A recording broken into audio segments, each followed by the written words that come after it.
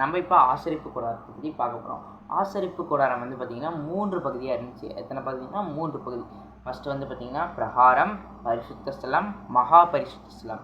First நம்ம வந்து அந்த பிரகாரம், பரிசுத்த ஸ்தலம், அந்த மகா பரிசுத்த ஸ்தலம் தாண்டணும்னா திரைசீலை இருக்கும், அதை தாண்டி தான் நம்ம போகணும். ஃபஸ்ட்டு நம்ம வந்து பார்த்திங்கன்னா பிரகாரம், ஏன்னா அதுதான் முதலாவது.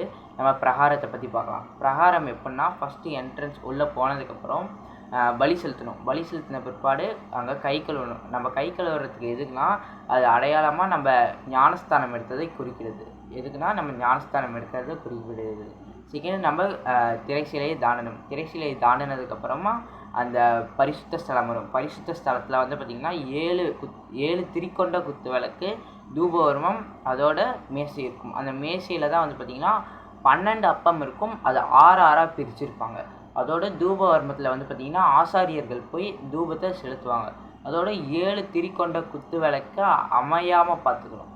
அதுக்கப்புறம் தான் நம்ம 2வது திரைசீலையை திறந்து போனதுக்கப்புறம் தான் மகா பரிசுத்த ஸ்தலம் வரும். அந்த மகா பரிசுத்த ஸ்தலத்தில் தான் உடன்படிக்கை பெட்டி இருக்கும். அந்த உடன்படிக்கை பெட்டிக்கு மேலே தான் 2 கேரோபின்கள் இருப்பாங்க. அந்த 2 கேரோபின்கள் அந்த உடன்படிக்கை பெட்டிக்கு மேலே இருப்பாங்க.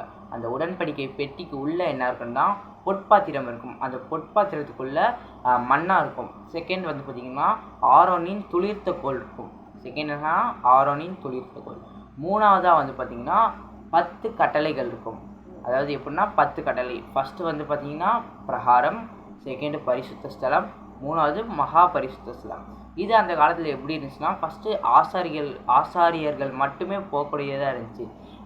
ஏசப்பா பிறந்த உடனே ஆசாரியர்கள் மட்டுமே போகக்கூடியதாக இருந்துச்சு. ஏசப்பா மரித்ததுக்கு பிறகு யார் வேணாலும் திரைசீலை 2 பிரிந்தது.